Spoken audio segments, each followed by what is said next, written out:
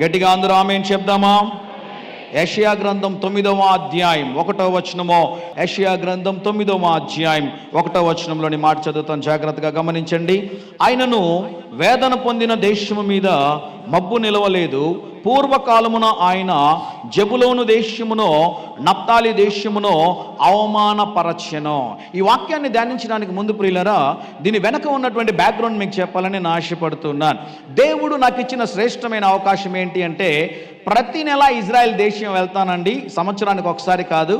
బైబిల్లో ఉన్నటువంటి మాటలే కాకుండా బైబిల్కి సంబంధించినటువంటి ఆ ప్రాంతాలు, వాటి యొక్క విశిష్టతను కూడా తెలుసుకోవడానికి దేవుడు సహాయం చేసి ఉన్నారు. వాస్తవానికి మనము ఈ యొక్క వాక్యంలో బ్యాక్గ్రౌండ్ మనం ఆలోచన చేసినట్లయితే, ఇజ్రాయెల్ దేశాన్ని 42 మంది రాజులు పరిపాలన చేశారు. అయితే ఈ ఉమ్మడి ఇజ్రాయెల్ దేశాన్ని కేవలం 3 రాజుల మటుకే పరిపాలన చేశారు. అందులో మొదటి రాజు సౌలు, రెండో రాజు దావీదు, మూడో రాజు సొలొమోను. వీరు ముగ్గురు పరిపాలన చేసిన కాలం ఎంత అని మనం గమనించినట్లయితే 120 సంవత్సరాలు ఇజ్రాయెల్ చరిత్రలో సువర్ణ అక్షరాలతో లిఖించదగినటువంటి అద్భుతమైనటువంటి దినాలు. గమనించండి ప్రియులారా, ఈ 42 మంది రాజుల్లో కేవలం 3 రాజుల మటుకే ఉమ్మడి ఇజ్రాయెల్ దేశాన్ని పరిపాలన చేశారు. సొలొమోను తర్వాత, సొలొమోను దేవునికి ఇష్టం లేని కార్యాలు చేయడం ద్వారా, సొలొమోను మరణించిన తర్వాత దేవుడు ఏం చేశాడు అంటే, ఇజ్రాయెల్ దేశాన్ని 2గా విడగొట్టాడు. ఒకటి ఇజ్రాయెల్ దేశంగా ఏర్పడితే మరొకటి యూదా దేశంగా ఏర్పడింది. ఇజ్రాయెల్ దేశానికి షమ్రోను అనేది కేంద్రపాలితంగా ఉంటే, యూదా అనే చిన్ని దేశానికి యెరూషలేము అనేది కేంద్రపాలితంగా ఉండేది. ఒకవైపు ఏమో 19 మంది రాజులు, మరొక వైపు ఏమో 20 మంది రాజులు. అయితే ప్రియులరా, వీరు దేవునికి ఇష్టం లేని కార్యం చేయడం ద్వారా అసూరు సామ్రాజ్యపు వారు ఏం చేశారు అంటే, ఈ ప్రాంతాన్ని అంతటిని కూడా ఆక్రమించారు. చరిత్ర మనకు అర్థమైతేనే బైబిల్లో ఉన్నటువంటి మిగిలిన మాటలు మనకు అర్థం అవడానికి అవకాశం ఉంటుంది. చరిత్ర, ఈ యొక్క భూమి ఆవిర్భవించినప్పటి నుంచి ఈ ప్రపంచాన్ని మనం జాగ్రత్తగా గమనిస్తే దాదాపు 7 మంది రాజులు, రాజ్యాలు ఈ యొక్క ప్రపంచాన్ని పరిపాలన చేసినట్లుగా చరిత్రలో మనం చూస్తున్నాం. అందులో మొదటి రాజ్యాన్ని మనం గమనించినట్లయితే అసూరు సామ్రాజ్యము, రెండవ రాజ్యము గమనించినట్లయితే ఐగుప్తు సామ్రాజ్యము, మూడవ రాజ్యము బబులోను సామ్రాజ్యము, నాలుగవ రాజ్యము మేడో పెర్షియన్ కింగ్డమ్ అంటారు, పారసిక దేశపు రాజులు. ఐదో రాజ్యము గురించి మనం ఆలోచన చేయాలి అంటే, కేవలము 33 సంవత్సరాల వయసులోనే ఈ ప్రపంచాన్ని జయించినటువంటి జగజ్జేత వీరుడు అలెగ్జాండర్ ది గ్రేట్, గ్రీకు సామ్రాజ్యము.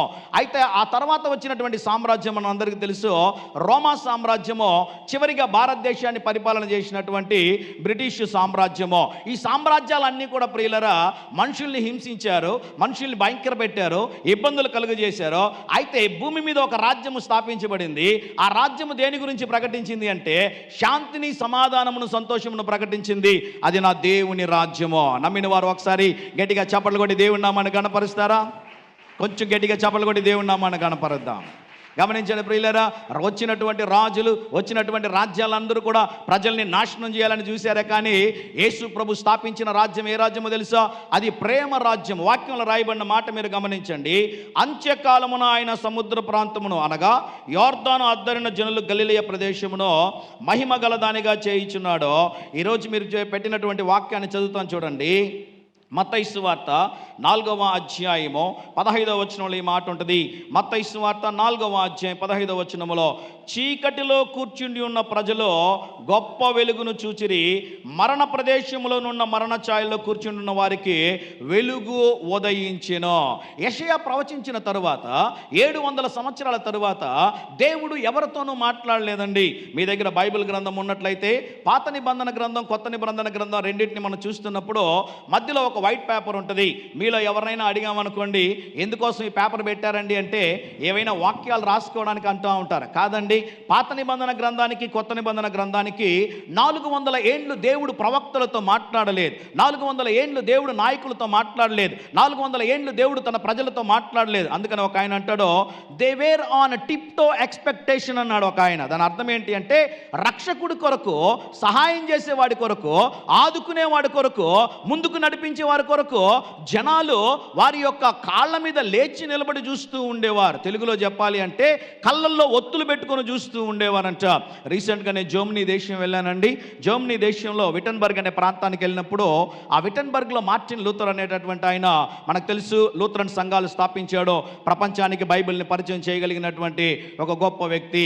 అయితే వారి ఇంటికి వారు ఉన్నటువంటి ప్రాంతానికి నేను వెళ్ళినప్పుడు అక్కడ ఒక స్టోరీ నేను చదివినప్పుడు చాలా ఆశ్చర్యం అనిపించింది.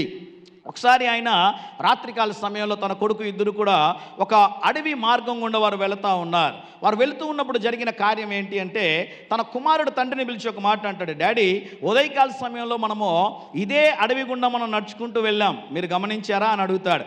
అవును నాయనా గమనించాను అంటే, ఏం గమనించారు డాడీ అంటే, మనం ఈ చెట్లు గుండా నడుచుకుంటూ వెళ్ళామంటే, లేదు డాడీ జాగ్రత్తగా గమనించండి, మీకు ఒక అద్భుతమైన విషయం చెప్తానంటాడు కొడుకు. ఏంటి అని అడిగినప్పుడు, ఉదయకాల సమయంలో మనం ఇలా వెళుతూ ఉన్నప్పుడు ఈ చెట్లన్నీ కూడా ఎండిపోయి ఉన్నాయి, ఈ చెట్లన్నీ కూడా రాలిపోయి ఉన్నాయి, ఈ చెట్లన్నీ కూడా అందవిహీనంగా ఉన్నాయి.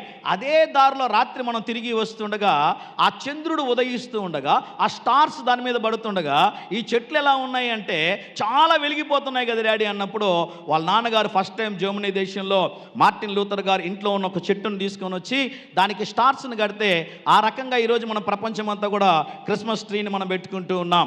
గమనించండి ప్రియులారా, యేసు ప్రభు భూమి మీదకి రావడానికి గల కారణం ఏంటి అంటే మనల్ని వెలిగించడానికి. ఆమేన్ చెప్దామా గట్టిగా? నేను ప్రతి నెల ఇజ్రాయెల్ దేశం వెళ్తుంటాను కదండి. రీసెంట్గా ఇజ్రాయెల్ దేశం వెళ్ళినప్పుడు యేసు ప్రభు పెరిగినటువంటి ఊర్లో నేను ఉన్నాను.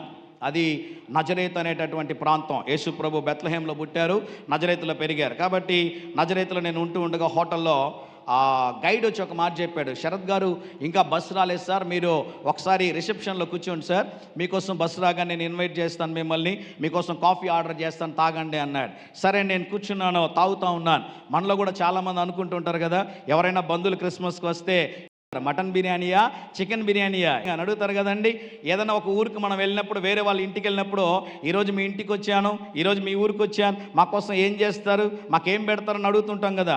నేను కూడా ఆ రోజు ఏం చేశానంటే కాఫీ తాగుతా యేసు ప్రభు వాళ్ళ ఊరిలో ఉన్నాం కదా, యేసు ప్రభుని ఒక మాట అడిగా. వాస్తవానికి అలా అడగడం మంచి పద్ధతి కాదు, కాకుంటే మనసులో అనుకుంటా సంతోషంగా, యేసయ్య ఈరోజు మీ ఊరికి వచ్చానో నజరేతుకు వచ్చానో నాకేమి ఇస్తావు ఈరోజు చెప్పు అని అడిగాను. అనేసి నవ్వుకుంటూనే కాఫీ తాగి ఒక 2 నిమిషాలు అయిపోయిందండి. ఈ బైబిల్ దేవుడితో ఉన్న ప్రాబ్లం ఏంటి అంటే ఈయన మాట్లాడే దేవుడు అండి. ఒకసారి ఆమేన్ చెప్దామా గట్టిగా? 2 నిమిషాల తర్వాత దేవుడు నాతో మాట్లాడడం ప్రారంభించాడు. నీకోసం రోజు పుత్తూరుకు వస్తున్నా, నువ్వేమి ఇచ్చావు నాకు అన్నాడు ఆయన. అప్పుడు నాకు అర్థమైంది, ప్రపంచంలో ప్రతి దేవుడిని మనిషి వెతుక్కుంటూ వెళ్ళాలి, మనిషిని వెతుక్కుంటూ వచ్చిన దేవుడు ఎవరైనా ఉన్నారు అంటే అది ప్రభు అయిన యేసు క్రీస్తు వారు ఒక్కరే. గట్టిగా చప్పట్లు కొట్టి దేవుడి నామాన్ని కనపరుద్దాం. క్రిస్మస్లో ఉన్న ప్రత్యేకత ఏంటో తెలుసా ప్రియులారా? జూలై 20వ తేదీ 1969 సంవత్సరంలో నీల్ ఆర్మ్స్ట్రాంగ్ మొట్టమొదటిసారి చంద్రమండలంలో అడుగుపెట్టినప్పుడు ఆయన పలికిన ఒక అద్భుతమైన మాట ఏంటో తెలుసా? ఆయన పలికిన ప్రతి మాట చరిత్రలో రికార్డ్ అయిపోయింది. ఆయన చెప్పిన ఒక మాట ఏంటి అంటే హల్లెలూయా అన్నాడు. దాని అర్థం ఏంటి అంటే, ప్రభువా భూమి మీద నుంచి నన్ను ఈ చంద్రమండలానికి తీసుకొని వచ్చావే.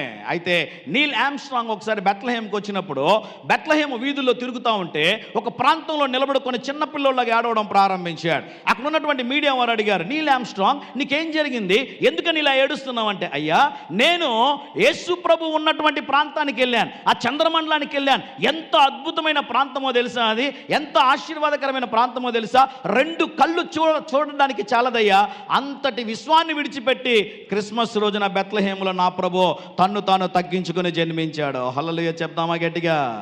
గమనించండి ప్రియులారా, ఈరోజు నా ప్రసంగం యొక్క ముఖ్య అంశం ఏంటో తెలుసా? Light for the dark world. ఈరోజు మీలో చాలామంది కొత్త బట్టలు వేసుకొని ఉన్నారు కదండి, చాలామంది చక్కగా మంచి బట్టలు వేసుకొని ఉన్నారు, చాలా సంతోషం. ఆఫ్రికా దేశంలో మీరు గమనించినట్లయితే సూర్యరశ్మి చాలా దగ్గరగా పడుతూ ఉంటుంది. కారణం ఏంటి అంటే సూర్యుడు దగ్గరగా ఉండడం ద్వారా అక్కడున్న మనుషులందరూ చాలా నల్లగా కనిపిస్తూ ఉంటారు. నీగ్రోస్ అంటారు. ఆ వాస్తవానికి ఆ పదం మనం వాడకూడదు. అంటే నల్లగా ఉన్నటువంటి ఒక ముగ్గురు ప్రార్థన చేస్తున్నారట సీరియస్గా. ఏమని ప్రార్థన చేస్తున్నారంటే తీక్షణంగా ఒకరు డిస్టర్బెన్స్ కాకుండా ముగ్గురు ఒకే లైన్లో నిలబడుకొని ప్రార్థన చేస్తూ ఉన్నారు. ప్రార్థన చేస్తున్న సమయంలో దేవుడు వచ్చాడంట. దేవుడు వచ్చి వాడిని ఒక మాట అడిగాడంట, నాయనా నేను నీకేం చేయాలని కోరుకుంటున్నావు అంటే, మొదటి వాడు, ప్రభువా నేను అందరి ముందు చెప్పలేను నాయనా, నీ చెవులో చెప్తాను అన్నాడంట. ఏంటి నాయనా నీ ప్రాబ్లం అంటే, వాడు చెవులో ఒక మాట అన్నాడంట, ప్రభువా నాకు వేరే ప్రాబ్లమ్స్ ఏమీ లేవు, నేను నల్లగా ఉన్నా నన్ను తెల్లగా మార్చు ప్రభువా అన్నాడంట. దేవుడికి అసాధ్యమైంది ఏదైనా ఉంటుందండి? దేవుడు అన్నాడంట, నువ్వు తెల్లగా అయిపోవును గాక అంటే వాడు వెంటనే తెల్లగా అయిపోయాడు. శరీరం చూసుకున్నాడు, తెల్లగా అయిపోయాడు, ఎగిరెగిరి దూకుతూ ఉన్నాడు. చాలా సంతోషం అయిపోయింది. ఇంకా ఇద్దరు తీక్షణంగా ప్రార్థన చేస్తున్నారో రెండో వాడి దగ్గరికి వచ్చాడో. రెండో వాడిని అడిగాడు, నాయన నేను నీకేం చేయాలని కోరుకుంటున్నావు అని అడిగాడు. రెండో వాడు ఏమన్నాడు తెలుసా? ప్రభువా, నాకు కూడా పెద్దగా కోరికలు ఏం లేవు, వాడి కోరికే నా కోరికే, నల్లగా ఉన్నా నన్ను కూడా తెల్లగా మార్చు ప్రభు అంటే, దేవునికి అసాధ్యమైనది ఏదైనా ఉంటుందా? నువ్వు తెల్లగా అయిపోదువుగాక అంటే వాడు కూడా తెల్లగా అయిపోయాడంట. ఇద్దరు చాలా సంతోషంగా ఉన్నారు, ఒకరినొకరు కౌగులించేసుకొని ఇద్దరు ఎగిరెగిరి దూకుతూ సంతోషంగా ఉన్నారు. మూడో వాడు చాలా తీక్షణంగా ప్రార్థన చేస్తున్నాడు. జాగ్రత్తగా వినండి. దేవుడు మూడో వాడి దగ్గరికి వెళ్ళాడంట. నాయన నేను నీకేం చేయాలని కోరుకుంటున్నావు అంటే, ప్రభువా నేను అడిగింది ఇస్తావంటే తప్పకుండా ఇస్తాను అన్నాడంట. మాట తప్పవు కదా? మాట తప్పను నాయన, మాట తప్పను, తప్పకుండా ఇస్తానంటే ఆ మూడో వాడు అడిగాడంట, నువ్వు తెల్లగా మార్చిన ఇద్దరిని తిరిగి నల్లగా మార్చేయి అన్నాడంట. ఏమండి, మనుషులు అంతే కదండి. ఈరోజు నువ్వు మంచి చీర కట్టుకున్నావు అనుకోండి, నువ్వు మంచి డ్రెస్ వేసుకున్నావు అనుకోండి, చాలామంది ఇష్టపడేవారి కన్నా కష్టపడేవారు ఎక్కువ ఉంటారు కదండి. రీసెంట్గా పేపర్లో చదివాను నేను, ఒక 2-3 సంవత్సరాలకు ముందు రాజమండ్రిలో ఒక ఆవిడ చర్చ్కి వచ్చిందంట. చర్చ్ నుంచి వెళ్ళిపోగానే డైరెక్ట్గా సూసైడ్ చేసేసుకుందండి. వాస్తవంగా జరిగిన సంఘటన ఇది. ఎందుకోసం అంటే ఆమె ఒక నోట్ రాసి పెట్టింది. ఆ నోట్లో ఆమె ఏం రాసింది అంటే, నేను కట్టుకున్న 25,000 రూపాయల చీరని ఒక్కరు కూడా పొగడలేదు కనుక ఈ జీవితం నాకొద్దు అని ఊరేసేసుకుంది ఆవిడ. ఏమండి, ప్రతి ఒక్కరు కూడా మనల్ని పడగొట్టాలి, చెడగొట్టాలి అనుకుంటారు తప్ప యేసయ్య ఒక్కడే మనల్ని వెలిగించాలనుకుంటాడో, యేసయ్య ఒక్కడే మనల్ని ఆశీర్వదించాలనుకుంటాడో, యేసయ్య ఒక్కడే నిన్ను ఎప్పుడూ ఉన్నతమైన స్థితిలో ఉండాలని దేవుడు కోరుకుంటాడు. నా ప్రసంగంలో మొదటి మాటగా మనం చూద్దాం. యోహాను సువార్త 8వ అధ్యాయం 12వ వచనంలో ఈ మొదటి మాటను మీ కొరకు జ్ఞాపకం చేయాలని నేను ఆశపడుతూ ఉన్నాను. యోహాను సువార్త 8వ అధ్యాయం 12వ వచనము, యేసు నేను లోకమునకు వెలుగును. గమనించండి ప్రియులారా, ఈ సండే స్కూల్ జరిగేటటువంటి సందర్భంలో క్రిస్మస్ సమయంలో చాలామంది డ్యాన్స్లు వేస్తుంటారు కదండి, వాక్యం చెప్తూ ఉంటారు. ఒక చిన్న అమ్మాయికి వాక్యం ఇచ్చారు. ఏం వాక్యం ఇచ్చారు అంటే, I am the light of this world అనే వాక్యం ఇచ్చారు ఆ అమ్మాయికి. ఆ అమ్మాయి వెళ్ళింది, చర్చ్ ముందు నిలబడుకుంది. అంతమంది జనాలను చూసే లోపల భయపడిపోయింది, వణుకుతా ఉంది, వాక్యం మర్చిపోయిందండి. మీరు గమనించారా? సండే స్కూల్ వాళ్ళు చాలామందికి పైన డ్యాన్స్ వేస్తుంటే సండే స్కూల్ టీచర్ కింద చేరి ఏం చేస్తూ ఉంటారో, వారు స్టెప్స్ వేస్తూ ఉంటారు, వారు డ్యాన్స్ నేర్పిస్తూ ఉంటారు కదా. అయితే ఈ అమ్మాయి కూడా వాక్యం మర్చిపోయింది. వాళ్ళ మమ్మీ ముందు కూర్చొని ఉంది. వాళ్ళ మమ్మీ అంటా ఉంది, ఎందుకు మర్చిపోయావే చెప్పు, అందరూ నిన్ను చూస్తున్నారు. I am the light of this world, I am the light of this world అంటే, పాపం చిన్న అమ్మాయి కదండి, 2 సార్లు భయపడింది, అటు ఇటు చూసింది. My mummy is the light of this world అనింది ఆ అమ్మాయి. ఏమండి, తెలియదు పాపం ఆ అమ్మాయికి.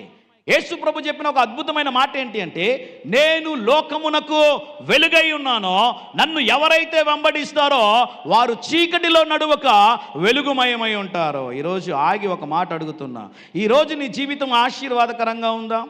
ఈరోజు నీ జీవితము కొత్త బట్టల వల్ల ఒకవేళ వెలిగిపోతా ఉందేమో.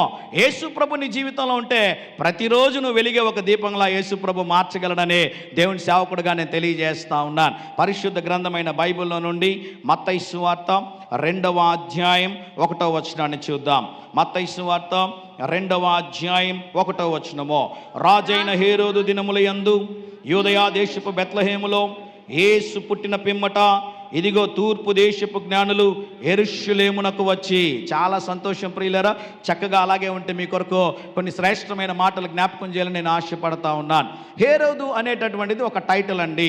హేరోదు అనగా ప్రిన్సిపల్ ఒక టైటిల్, హెడ్ మాస్టర్ ఒక టైటిల్, ఎస్ఐ అనేది ఒక టైటిల్. హేరోదు అనేది పేరు కాదు, హేరోదు అనేది ఒక టైటిల్. ఈయన ఏమన్నారు అంటే మహాహేరోదు అన్నారు. పరిశుద్ధ గ్రంథమైన బైబిల్లో మనం గమనించినట్లయితే దాదాపు 6 మంది హేరోదులు మనకు కనిపిస్తారు. హేరోదు ఎదోము ప్రాంతానికి చెందినవాడు. హేరోదు ఏషావు వంశస్థుడు. హేరోదుకున్నటువంటి చెడ్డ గుణం ఏంటి అంటే, తన తల్లిని చంపేస్తాడు, తన యొక్క భార్యని చంపేస్తాడు. తన రాజ్యానికి ఎక్కడ ఇబ్బంది కలుగుతుందో అని తల్లి గర్భములో ఉన్నటువంటి, భార్య గర్భములో ఉన్నటువంటి బిడ్డను కూడా కాలు పెట్టి చంపేస్తాడు. హేరోదు గురించి చెప్పాలి అంటే ఎంత భయంకరమైన క్రూరుడు అంటే, తన పదవీకాంక్ష కొరకు ఒక శాసనాన్ని రాస్తాడు. నేను ఇన్ని భయంకరమైన కార్యాలు చేశాను కాబట్టి, నేను ఇంత క్రూరంగా ప్రవర్తించాను కాబట్టి, నేను చనిపోయిన రోజు ఎవడు ఏడవడు కాబట్టి ఆ రోజు మీరు ఏం చేస్తారు అంటే, ఒక 100 మందిని అరెస్ట్ చేసి జైల్లో పెట్టి 100 మందిని చంపేయండి. నేను ఏ రోజైతే చేస్తానో ఆ రోజు దేశం అందరూ ఏడవాలి అనేటటువంటి భయంకరమైన క్రూర స్వభావం కలిగినటువంటి వాడు ఈ హేరోదు. చదివినటువంటి వాక్యంలో మనం గమనించినట్లయితే ఒకరు కాదు, ఇద్దరు కాదు, 3 జ్ఞానులను రాయబడి ఉంది. పరిశుద్ధ గ్రంథమైన బైబిల్లో వారి పేర్లు రాయబడలేదు, కానీ మీరు గూగుల్లో టైప్ చేశారనుకోండి, 3 వైజ్ మెన్ అని కొట్టారనుకోండి, కాస్పర్, మెల్చోర్, బెల్సజార్, వీరు ముగ్గురు కూడా, ఒక ఆయనేమో సౌదీ అరేబియా నుండి, మరొక ఆయనేమో ఇథియోపియా నుండి, మరొక ఆయనేమో ఇరాన్ ప్రాంతంలో నుంచి, ఈ ముగ్గురు కూడా ఆ ప్రాంతానికి వచ్చినట్లుగా మనం చూస్తున్నాం. జాగ్రత్తగా వీలైతే నన్ను చూడడానికి ప్రయత్నం చేయండి ప్రియులారా. వీరు ముగ్గురు కూడా జ్ఞానులు మాత్రమే కాదు, ఆయా దేశాల్ని పరిపాలన చేసేటటువంటి రాజులు. ఒకటి రాజులు, అధికారం ఉంది. రెండోది జ్ఞానం ఉంది. ఎంత జ్ఞానం ఉంది అంటే, ఆకాశములో కొత్తగా జన్మించిన నక్షత్రాన్ని కనుగొనే అంతటటువంటి జ్ఞానం వీరికుంది. అంటే ఇది సాధారణమైనటువంటి జ్ఞానం కాదు, ఇది అసాధారణమైనటువంటి జ్ఞానం. ఆకాశంలో కొత్తగా ఒక నక్షత్రం పుట్టింది అంటే దాన్ని కనుక్కోవడం చాలా అసాధ్యం అండి. అంతటి జ్ఞానం కలిగినటువంటి వీరు 3 ప్రాంతాల నుంచి ఒక దగ్గర చేరుకొని ఎక్కడికి వచ్చారు అంటే యెరూషలేము వరకు వచ్చారు. ఆ మాటను చదువుదామా? మత్తయి సువార్త 2వ అధ్యాయము 2వ వచనం చదువుతాను. బైబిల్ ఉన్న ప్రతి ఒక్కరు తెలిసి చూడవలసిందిగా దేవుని సేవకుడుగా మీకు మనవి చేస్తున్నాను. మీ దగ్గర బైబిల్ గ్రంథం ఉన్నట్లయితే, యూదుల రాజుగా పుట్టినవాడు ఎక్కడున్నాడు? తూర్పు దిక్కున మేము ఆయన నక్షత్రమును చూచి ఆయనను పూజింపవచ్చితిమని చెప్పి. గమనించండి, ఎక్కడి నుంచి వచ్చారంట? తూర్పు దేశం నుంచి వచ్చారంట. జాగ్రత్తగా వినాలి ప్రియులారా. ఈరోజు అనేక మంది జీవితాల్లో అంధకారము ఉండడానికి గల కారణం, ఆశీర్వాదాలు పోగొట్టుకోవడానికి కారణం, ఇబ్బంది పడడానికి గల కారణం, అప్పులకు గల కారణం, అనారోగ్యానికి గల కారణం ఏంటి అంటే మనము తీసుకునేటటువంటి నిర్ణయాలు. జ్ఞానులని పిలువబడుతున్న వీరు అద్భుతంగా ఒక ప్రాంతానికి చేరుకున్నారు. నక్షత్రాన్ని చూశారు, నక్షత్రాన్ని వెంబడించారు. ఎడారి ప్రాంతంలో, ఆ సుదీర్ఘమైన ప్రాంతంలో చాలా ప్రయాణం చేసుకుంటూ ఎన్ని సంవత్సరాలు ప్రయాణం చేశారు అంటే, యేసు ప్రభు పుట్టిన 2 సంవత్సరాల తర్వాత వీరు వచ్చారు. దాదాపు 2 సంవత్సరాలు ప్రయాణం చేశారు, క్షేమంగా గమ్యస్థానానికి వచ్చారు. అయితే దగ్గరకు వచ్చిన తర్వాత సొంత జ్ఞానాన్ని ఉపయోగించారు. వారు చేసిన కార్యం ఏంటో తెలుసా? సొంత జ్ఞానాన్ని ఉపయోగించారు. ఈ లోక జ్ఞానం దేవుని దృష్టిలో వెర్రితనము అని బైబిల్ అంటదండి. ఆమేన్ చెప్దామా గట్టిగా? అద్భుతమైన ఒక మాట ఉంటుంది ఇక్కడ. ఏం మాట ఉంటుందంటే, ఆయన నక్షత్రము. ఎవరి నక్షత్రం అంట? ఆయన నక్షత్రం. నేను 24th నైట్ ఒక ప్రాంతంలో వాక్యం చెప్పడానికి వెళ్తా ఉంటే, ఓ పెద్ద బ్రాందీ షాప్కి సీరియల్ సెట్ వేశారండి. చాలా నేను ఆగి ఒక 2 నిమిషాలు చూశాను. అక్కడ చూసిన తర్వాత గణేష్ వైన్స్ అని రాయబడి ఉంది అక్కడ. నేను అడిగాను, ఏంటండి మీరు క్రిస్టియనా అండి అంటే, మేము క్రిస్టియన్ కాదు సార్, మన కస్టమర్లు అందరూ క్రిస్టియన్సే అన్నాడు ఆయన. వారిని ఆనంద పెట్టాలి కదండి, వారిని సంతోష పెట్టాలి కదా అంటా ఉన్నాడు. గణేష్ వైన్స్ దాని పేరు. ఒక 2 నిమిషాలు ఆగి చూశానండి. అక్కడ చూస్తే అంత మనోళ్ళే ఉన్నారు క్రిస్టియన్స్ అక్కడ చాలామంది. ఏమండి, ఒక ఆయన అద్భుతమైన ఒక మాట అంటాడు, చాలామంది ఇంటి పైన స్టార్, ఇంటిలోన బారు అన్నాడు. దేవునికి స్తోత్రం కలుగునుగాక. చర్చిలో వాక్యం చెప్పడానికి వెళ్తే, వాక్యం చెప్పిన తర్వాత ఆ స్టేజ్ మీద అంతవరకు ఉన్నటువంటి ట్రెజరర్, PCC ప్రెసిడెంట్ అందరూ నన్ను కౌగిలించుకుని పూలమాలలు అన్నీ వేశారో. అందరికీ ప్రార్థన చేసి నేను వెళ్ళిపోతా ఉంటే ఒక్కడు మాట్లాడడంలో అందరూ నవ్వుతున్నారు. కారణం ఏంటి అంటే, అప్పటికే అందరూ తాగేసి ఉన్నారు అక్కడ. మాట్లాడితే నోరు తెరిస్తే ఎక్కడైనా మన పేరు చెప్తాడేమని ఎవరు మాట్లాడడంలే. ఎందుకు ఈ మాట చెప్తున్నట్టు ప్రియులారా? సొంత జ్ఞానము మన జీవితంలో నాశనానికి దారి తీస్తుంది. జ్ఞానులను పిలువబడుతున్న వారు ఏం చేశారో తెలుసా? వీరికున్న జ్ఞానాన్ని ఉపయోగించి డైరెక్ట్గా హేరోదు దగ్గరికి వెళ్ళిపోయారు. ప్రశాంతంగా ఉన్నవాడిని కలవర పెట్టారో. దానివల్ల జరిగినటువంటి నష్టం ఏంటో తెలుసా ప్రియులారా? 2 సంవత్సరాల వయసులోపు ఉన్నటువంటి చాలామంది బిడ్డలు ఆ ఇజ్రాయెల్ దేశంలో చంపబడ్డారు. దేవుడు మీకు అవకాశం ఇస్తే ఇజ్రాయెల్ దేశం మీరు వెళ్తే, బెత్లెహేంలో యేసు ప్రభు పుట్టినటువంటి స్థలం దగ్గర, యేసు ప్రభు జన్మించినటువంటి స్థలానికి ఆపోజిట్లో ఓ 12 మంది స్త్రీలు, చిన్న బిడ్డలు అక్కడ పార్టిసిపెట్టారు. కారణం ఏంటి అంటే, ఈయన జన్మించడం ద్వారా మా బిడ్డలు మరణించారు. గమనించండి ప్రియులారా, అనేక సార్లు మన సొంత నిర్ణయాల మీద ఆధారపడడం ద్వారా, మన సొంత తలంపులు తీసుకోవడం ద్వారా, మన సొంత ఆలోచనలకు వెళ్ళడం ద్వారా సమస్యల్ని, ఇబ్బందులు మనం తీసుకొని వచ్చుకుంటూ ఉన్నాం. ఆ మాటను చదువుదామా ఒకసారి? మత్తయి సువార్త 2వ అధ్యాయం 9వ వచనం చదువుతాను చూడండి. మత్తయి సువార్త 2వ అధ్యాయం 9వ వచనము. వారు రాజు మాటలు విని బయలుదేరి పోచుండగా, ఇదిగో తూర్పు దేశమున వారు చూచిన నక్షత్రము ఆ శిశువు ఉండిన చోటి మీదకి వచ్చి నిలుచు వరకు వారికి ముందుగా నడిచెను. వారు ఆ నక్షత్రమును చూచి అత్యానంద భరితులై ఇంటిలోనికి వచ్చి. దేవునికి స్తోత్రం కలుగునుగాక. ఒక అద్భుతమైన మాట చెప్తాను ప్రియులారా. వీరు మార్గము తప్పిపోయి వేరొక డైరెక్షన్లోకి వెళ్ళిపోయారో, అయితే దేవుడు వారిని విడిచిపెట్టలే. ఆ హేరోదు కోట బయట దేవుని నక్షత్రం వారి కొరకు ఎదురు చూస్తూ ఉంది. ఈరోజు ఒక మాట చెప్పమంటారా? ఒకవేళ నీ సొంత నిర్ణయాల ద్వారా నీ జీవితాన్ని ఎంత నాశనం చేసుకున్నా తిరిగి నిన్ను నడిపించడానికి నా దేవుడు సమర్థుడో, నా దేవుడు సిద్ధంగా ఉన్నాడు. కొన్నిసార్లు కొన్ని ప్రాంతంలో వాక్యం చెప్తుంటే కొంతమంది మనసులో అంటారు, ప్రభువా నన్ను క్షమించిన ఆయన అంటారు, ప్రభువా నాకు సహాయం చేయండి ప్రభువా. నువ్వు తీసుకునే ఒక్క నిర్ణయం ఏం చేస్తుందో తెలుసా? తిరిగి నీ జీవితంలో ఆనందంతో సంతోషంతో నింపుతుందని దేవుని సేవకుడుగా నేను తెలియజేస్తా ఉన్నాను. ఒక ఇంటికి వెళ్ళాను ప్రార్థన చేయడానికి. మాట్లాడుతున్నప్పుడు ఆ అక్క నాతో ఒక మాట అంది, నా జీవితంలో నేను సరిదిద్దుకోలేనటువంటి తప్పు చేశాను బ్రదర్ అంది. ఏంటక్క అంటే, ఆవిడ పాపం మొహమాటం లేకుండా ఆయన ముందర ఒక మాట అంది, వీడిని పెళ్లి చేసుకోవడం బ్రదర్ అంది. నా జీవితంలో నేను తీసుకున్న ఒక గొప్ప నిర్ణయం ఏంటో తెలుసా? ఓ తప్పుడు నిర్ణయం ఏంటో తెలుసా? వీడిని పెళ్లి చేసుకోవడం. పాపం ఆయన పక్కన కూర్చొని స్టైల్గా నవ్వుతున్నాడు, జెంటిల్మ్యాన్ లాగా. నాకు అర్థం కాలే. అప్పుడు నేను వెళుతూ ఒక మాట చెప్పాను, అక్క నువ్వు నీ జీవితాన్ని నాశనం చేసుకున్నాను అన్నావో, నీ జీవితాన్ని తిరిగి చిగురింపజేయగలిగిన ఒక దేవుడు ఉన్నాడో, ఆయన పేరు నజరేయుడైన యేసు. నీ భర్తను మార్చగలడక్క, నీ కుటుంబాన్ని మార్చగలడో. నువ్వు ఏ నిర్ణయం తీసుకుని నాశనం చేసుకున్నావో, అయితే నువ్వు ఒక నిర్ణయం తీసుకుని దేవుని వైపుకి రాగలిగితే దేవుడు నీకు సహాయం చేస్తాడంటే, అద్భుతంగా భర్తను మార్చుకుంది. ఇద్దరు కలిసి ఈరోజు దేవుని సేవ చేస్తూ ఉన్నారు. ఒకవేళ ఈరోజు నీ సొంత నిర్ణయం మీద ఆధారపడుతున్నావా? సొంత ఆలోచన మీద ఆధారపడుతున్నావా? నాకు అన్నీ తెలుసు అనుకుంటున్నావా? నాకు మించిన జ్ఞాని లేడు అనుకుంటున్నావా? నాకు మించి తెలివి ఉన్నవా లేదనుకుంటున్నావా? అటువంటి వారు వెళ్ళిపోయి నేరుగా ఎక్కడ పడిపోతూ ఉంటారు చెప్పండి? గోతులో పడిపోతూ ఉంటారు. ఆ నక్షత్రాన్ని చూసిన తర్వాత వారికి ఏం కలిగిందంట? అత్యానంద భరితులైన. అంతవరకు వారు ఏం పరిశీలించారంటే ఖగోళ శాస్త్రాన్ని పరిశీలించారో, ఈ లోక జ్ఞానాన్ని కలిగి ఉన్నారో. హేరోదు దగ్గరికి వచ్చినప్పుడు లేఖనాలు పరిశీలించడం ప్రారంభించారండి. లేఖనాలు ఆగి ఒక మాట చెప్తాను, మీరు ఏమనుకోకపోతే. 30, 40, 50 సంవత్సరాలుగా ఉన్న క్రైస్తవుల్లో ఎంతవరకు ఒక్కసారి బైబిల్ చదవనటువంటి వారు ఎంతమంది లేరంటారు ఇక్కడ? ఒక్కసారి బైబిల్ చదవని వారు. దివారాత్రములు దాన్ని ధ్యానించి వాడు ధన్యుడు. అతడు నీటి కాలువలో ఎవరిన నాటబడినదై ఆకు వాడక తన కాలమందు ఫలించు చెట్టు వలె నుండును. అతడు చేయునదంతయు.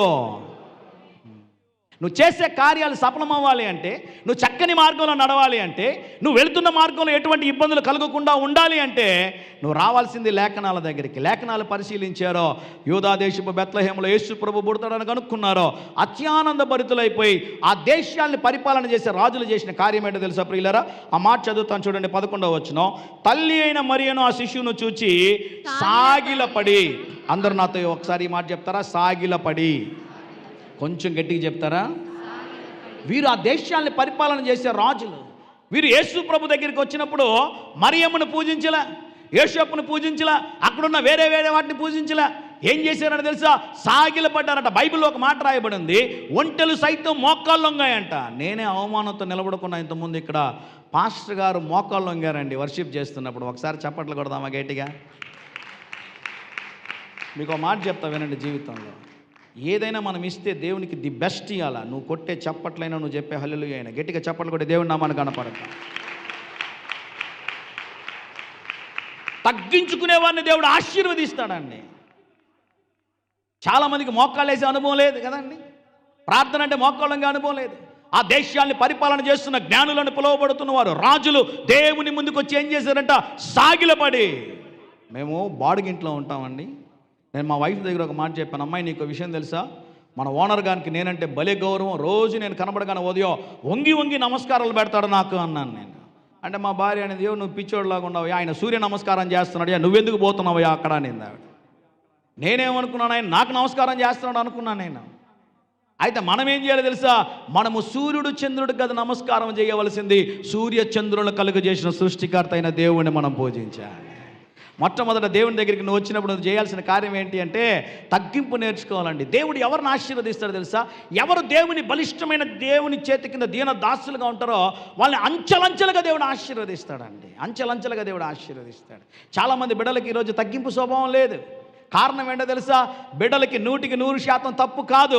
20 సంవత్సరాల దేవుడు నీకు అవకాశం ఇచ్చినా వాడిని చక్కని చక్కని మార్గంలో నడిపించకుండా విడిచిపెట్టినటువంటి తల్లిదండ్రులదే ఆ బాధ్యతని దేవుని సేవకుడిగా తెలియజేస్తా ఉన్నా. రెండో కార్యం, వారు చేసిన కార్యం ఏంటో తెలుసా ప్రియులారా? వారు ఆయనను పూజించి తమ పెట్టెలు విప్పి బంగారమును సాంబ్రాణిని బోళమును కానుకలుగా ఆయనకు సమర్పించిరి. ఏం సమర్పించారంట? కానుకలు సమర్పించారంట. ఒకసారి నేను ఒక ప్రాంతంలో ఒక ఇంటికి నన్ను ప్రార్థన చేయడానికి పిలిచారండి.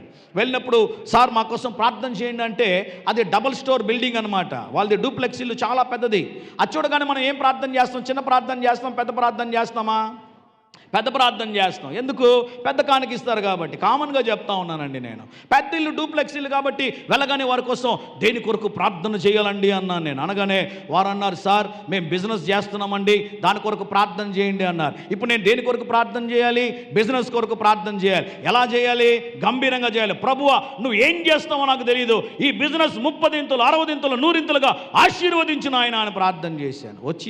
ఇంటికి వచ్చేసిన ఒక 3 నెలల తర్వాత వాళ్ళు కాల్ చేశారండి. బ్రదర్, మీ అంత దేవుని ఆత్మశక్తి కలిగిన సేవకుడు మేము ఎంతవరకు చూడలేదు. మీరు అడుగుపెట్టి ప్రార్థన చేశారో లేదో, మా బిజినెస్ దేదీపమానంగా వెలిగిపోతా ఉందన్నారు. నేను అప్పుడు మెల్లగడిగాను, మీది ఏం బిజినెస్ అండి అన్నాం. మేము శవాల పెట్టెలు అమ్ముతామండి, కరోనా వచ్చిందండి, పెట్టెల మీద పెట్టెలు సేల్ అయిపోతున్నాయండి అన్నారు వాళ్ళు. నాకు ఆ రోజు అనిపించింది, ఎవరైనా ప్రార్థన చేయమని అడిగారంటే ముందు మనం ఏం చేయాలో తెలుసా? దేని కొరకు ప్రార్థన చేయాలి. చాలామంది ఈ సందర్భంలో క్రిస్మస్లో బట్టలు పంచుతూ ఉంటారు, చీరలు పంచుతూ ఉంటారు, రకరకాల కార్యాలు చేస్తూ ఉంటారు. వాటన్నిటినీ బైబిల్ ఏమంటుందంటే, మీ నీతి కార్యములన్నీ కూడా మురికి గుడ్డతో సమానం అంటదండి. మురికి గుడ్డతో సమానం. ఇజ్రాయెల్ దేశాన్ని పరిపాలన చేసిన దావీదు ఓ అద్భుతమైన ఒక మాట అంటాడు. దావీదు పాపము చేసినప్పుడు, దేవునికి ఇష్టం లేని కార్యం చేసినప్పుడు ఆగి ఒక మాట చెప్తున్నా, నో వన్ ఈజ్ పర్ఫెక్ట్ అండి. ఆమెను చెప్దామా గట్టిగా? ఇంకొంచెం గట్టిగా ఆమెను చెప్దామా? ఎప్పుడైనా మీరు ఈసీజీని గమనించండి. ఈసీజీలో PQRS వేవ్స్ ఉంటాయన్నమాట. మీలో కొంతమందికి ఇంకా సినిమా చూసే అలవాటు ఉంటుంది. ఏ సునామంలో సినిమా చూసే వారి కళ్ళు పోవునుగాక. ఎవరు ఆమెను చెప్పరు? ఏమండి? PQRS వేవ్ పోతూ ఉంటుంది. మీరు గమనించండి, ఆ PQRS వేవ్ పోతూ ఉన్నంత వరకు ప్రాణాలతో ఉన్నట్టే. ఎప్పుడైతే అది స్ట్రైట్ లైన్కి వెళ్తుందో నువ్వు బగిడిదన్నేసే ఉన్నదని అర్థం. ఎందుకు ఈ మాట చెప్తున్నానంటే, ఆత్మీయ జీవితంలో 100% ఎప్పుడు నువ్వు ఒకేలాగా ఉండలేవు.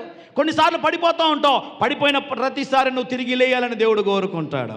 దావీదు పడిపోయినప్పుడు ఒక మాట అంటాడు, ఏంటో తెలుసా? నేను ఇజ్రాయెల్ దేశానికి రాజుగా ఉన్నాను, నువ్వు కోరుకుంటే నేను 1,00,000 గొర్రెలు కాదు కదా, కోట్ల గొర్రెలు, మేకలు, ఎడ్లను నీకు బలిగా అర్పించగలను ప్రభువా. అయితే నేను ఒక విషయం తెలుసుకున్నాను, ఏంటో తెలుసా? నువ్వు కోరుకునేది బలిని కాదు, విరిగి నలిగిన హృదయములు నీకు ఇష్టకరమైన బలులు ప్రభువా. ఈరోజు క్రిస్మస్ రోజు దేవుడు నీ నుంచి ఏం కోరుకుంటున్నాడు తెలుసా? నువ్వు దేవుని దగ్గరికి రావాలని దేవుడు ఆశపడుతున్నాడు. ఆయన దగ్గర నిన్ను నువ్వు తగ్గించుకోవాలని దేవుడు ఆశపడుతున్నాడు. ఆయన పైన నువ్వు ఆధారపడాలని ఆశపడుతున్నాడు. ఆయన నీ క్రిస్మస్ రోజున నిజమైన ఆరాధనని హృదయంలో నుంచి చేయాలని దేవుడు నిన్ను కోరుకుంటా ఉన్నాడు. ఎంతమందికి వాక్యం అర్థమైంది? యేసు ప్రభు చెప్పిన ఒక మాట ఏంటి అంటే, Jesus said, I am the light of this world. ఈ లోకానికి నేనేమై ఉన్నానో? వెలుగై ఉన్నాను. ఈ క్రిస్మస్ దినమున నువ్వు కూడా జ్ఞాని అనుకుంటున్నావేమో, సొంత జ్ఞానం మీద ఆధారపడుతున్నావేమో, సొంత ఆలోచనల మీద ఆధారపడుతున్నావేమో, ఒకవేళ జీవితాన్ని సర్వనాశనం చేసుకున్నావేమో.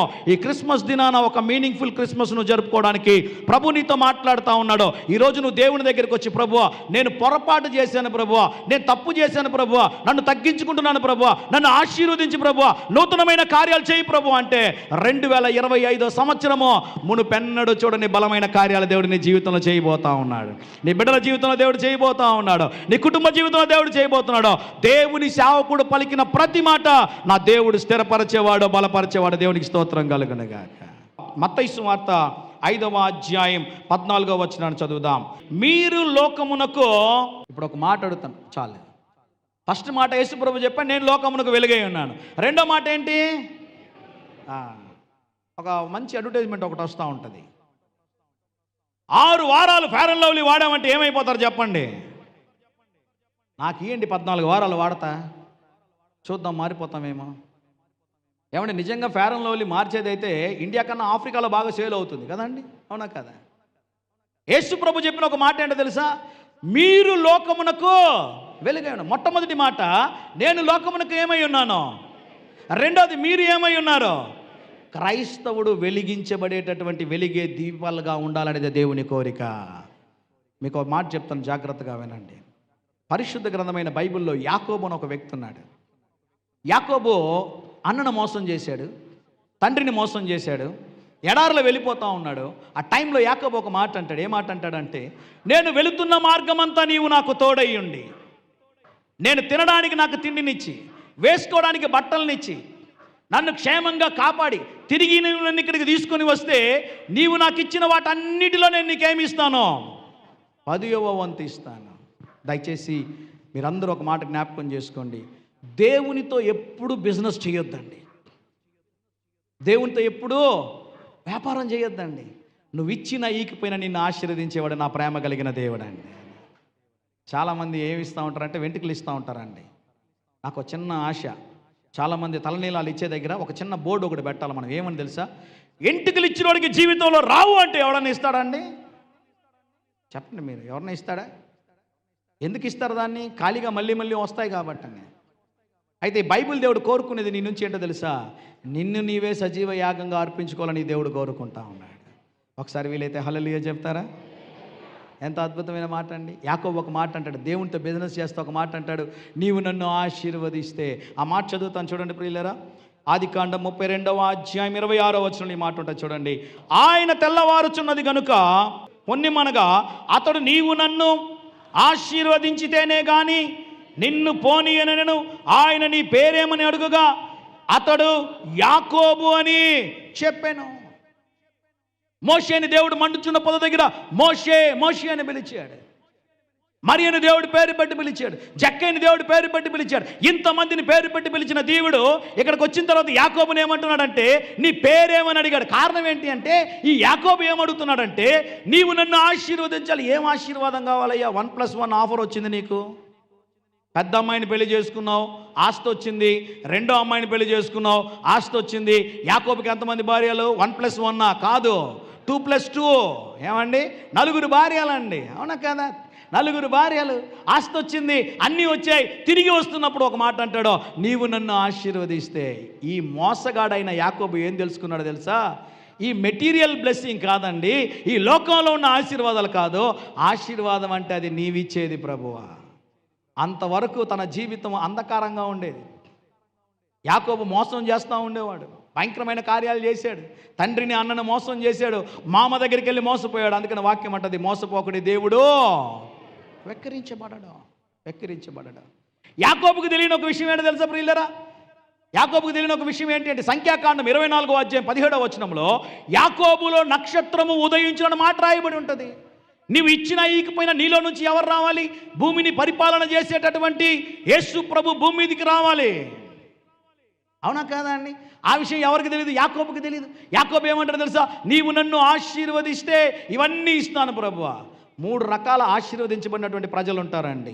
మొదటి రకం ఎవరు అంటే ఆశీర్వదించబడిన వారు. జాగ్రత్తగా వినండి.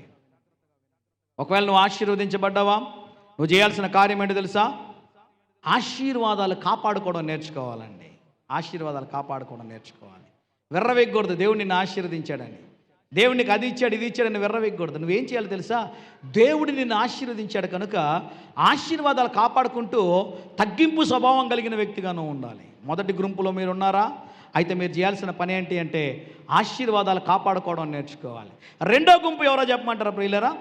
ఆశీర్వాదాల కోసం ఎదురు చూసేవాళ్ళు. వీళ్ళని ఉద్దేశించి ఒక మాట చెప్తా. 100% దేవుడు మిమ్మల్ని ఆశీర్వదిస్తాడు, దాంట్లో డౌట్ లేదు. కానీ మీరేం చేయాలి అంటే ఓపికతో కనిపెట్టాలి, ప్రార్థనలో కనిపెట్టాలి, దేవునిపైన ఆధారపడాలి. ఒక రోజు వస్తుంది, అదే వీధిలో నీ బిడ్డల్ని దేవుడు ఉన్నతంగా దేవుడు హెచ్చిస్తాడండి. దేవుడు నీకు మాట్లాడుతున్న రెండో మాట, మీరు లోకమునకు ఏమై ఉన్నారో వెలుగై ఉన్నారు. మనం వెలిగించబడాలని దేవుడు కోరుకుంటా ఉన్నాడు. సొంత నిర్ణయాల ద్వారా జీవితాన్ని నాశనం చేసుకున్నవా? యాకోబు మోసగాడు ఒకే ఒక్క రాత్రి దేవుడు ఏం చేశాడో చెప్పండి? ఎవరు పాదాలు పట్టుకున్నాడో చెప్పండి? దేవుని పాదాలు పట్టుకుని ఒకే ఒక మాట అడిగాడు. ఏ మాట అడిగాడంటే, నీవు నన్ను ఆశీర్వదిస్తేనే తప్ప నేను నిన్నేం చేయను, విడిచిపెట్టనయ్యా. ఈరోజు క్రిస్మస్ రోజున దేవుడు మీతో మాట్లాడు. మొదటి మాట ద్వారా దేవుడు మాట్లాడు ఏంటి అంటే, దేవుని దగ్గరకు రండి, మిమ్మల్ని మీరు సబ్మిట్ చేసుకోండి, దేవుని సన్నిధిలో ప్రార్థన చేయండి. రెండో మాట ఏంటో తెలుసా, నువ్వు వెలిగించబడాలి అంటే దేవుని పైన ఆధారపడితే, దేవునికి సమస్తాన్ని నువ్వు అప్పగించగలిగితే దేవుడు నిన్ను వెలుగుమయంగా చేస్తాడు. మూడో మాట చదివి మీ కొరకు నేను ప్రార్థన చేయాలని ఆశపడుతున్నాను. మత్తయి సువార్త 5వ అధ్యాయం 16వ వచనాన్ని చదువుదాం. చదువుతారా? మత్తయి సువార్త 5వ అధ్యాయం 16వ వచనంలో ఈ మాట ఉంటుంది. చదువుదామా? మనుష్యులు మీ సత్క్రియలను చూచి పరలోకమందున్న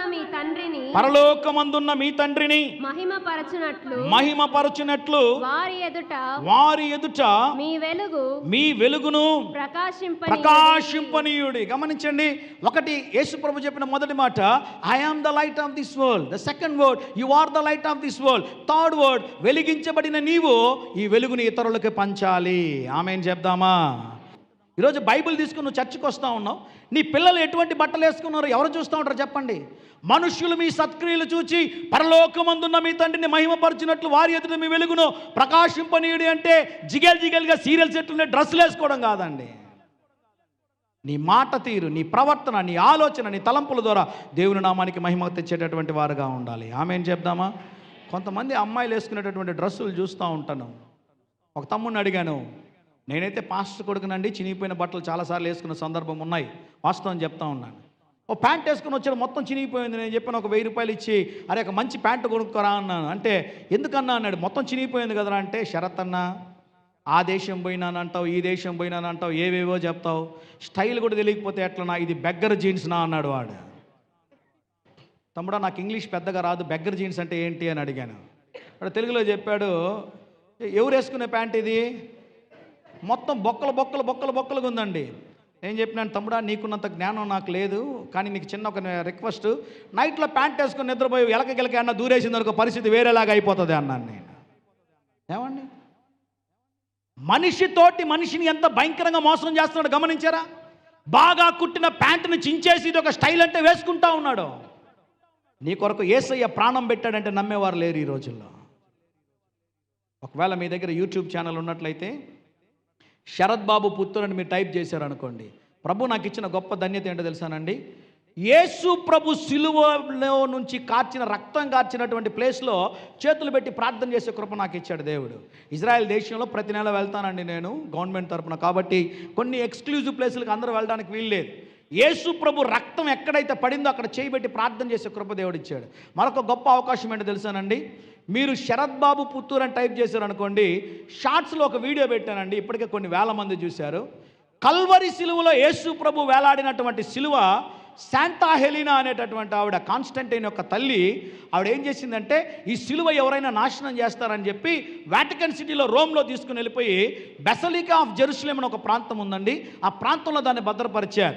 యేసు ప్రభు సిలువ మీద కొట్టబడినటువంటి ఆ చెక్క మీద చేయబెట్టి ప్రార్థన చేసే కృప దేవుడు నాకు ఇచ్చాడు. దేవునికి స్తోత్రం కలుగునగాక. అయితే చాలామంది ఈరోజు ఏదైనా వీడియోలు షేర్ చేయాలంటే వ్యర్థమైన వాటిని షేర్ చేస్తూ ఉంటారండి, కూర్చొని గంటలు చూస్తూ ఉంటారు. బైబిల్ గ్రంథంలో ఉన్న ప్రతి మాట పుక్కిట పురాణం కాదు, బైబిల్ గ్రంథంలో ఉన్న ప్రతి మాట వాస్తవం, సజీవ సాక్ష్యాలతో నేటికి మనకు కనబడతా ఉంది. దేవునికి స్తోత్రం కలుగునుగాక. హల్లెలూయా చెప్దామా? ఈరోజు ఈ క్రిస్మస్ సందేశంలో వెరీ సింపుల్ ఏంటో తెలుసా ప్రియులారా, యేసు ప్రభు నీ కొరకు ఈ భూమి మీదకి రావడానికి గల కారణం ఏంటి అంటే, నువ్వు పాపములో శాపములో మునిగిపోయిన నిన్ను విడుదల దయచేసి నిన్ను వెలిగించడానికి యేసు ప్రభు ఈ భూమి మీదకి వచ్చినాడు. ఆమేన్ చెప్దామా? గొర్రెల కాపర్ల గురించి ఒక అద్భుతమైన మాట ఉంటుందండి. వారు విన్న వాటిని కన్న వాటిని గురించి ఏం చేస్తూ ఉన్నారంట, ప్రచురము చేసిరి. ప్రపంచంలో భోజనం దొరకని దేశాలు చాలా ఉన్నాయి. చాలామంది ఈ సంవత్సరం కొనుక్కున్న డ్రెస్సులు వచ్చే సంవత్సరం వేసుకోరు. కారణం ఏంటంటే పట్టవు, వ్యర్థమైన వాటికి డబ్బులు ఖర్చు పెడతా ఉంటారు. డెకరేషన్ చేసుకోకూడదని నేను చెప్పడంలే, నేనేం చెప్తున్నా అంటే, క్రిస్మస్ రోజున యేసు ప్రభు నీ కొరకు భూమి మీదకి వచ్చాడన్న అద్భుతమైన విషయాన్ని తెలియజేయండి. 10 మందికైనా స్నేహితులను పిలవండి, వారికి తెలియచేయండి. నా ప్రసంగం అంతట్లో చివరి వచనాన్ని మీకోసం చదువుతున్నాను చూడండి. 1 పేతురు రాసిన పత్రిక 2వ అధ్యాయం 9వ వచనం. అయితే మీరు చీకటిలో నుండి ఆశ్చర్యకరమైన తన వెలుగులోనికి మిమ్మల్ని పిలిచిన వాని గుణాతిశయములను ప్రచురము చేయు నిమిత్తము ఏర్పరచబడిన వంశమును, రాజులైన యాజక సమూహమును, పరిశుద్ధ జనమును, దేవుని సొత్తైన ప్రజలై ఉన్నారు. మనం దేని కొరకు పిలువబడ్డామంట? అయితే వాక్యంలో ఒక మాట ఉంటుంది, ఎందరైతే అనేకులను ఆయన వైపు త్రిప్పుదురో వారు ఆకాశంలో నిత్యము ప్రకాశించు జ్యోతుల వలె ఉంటారని.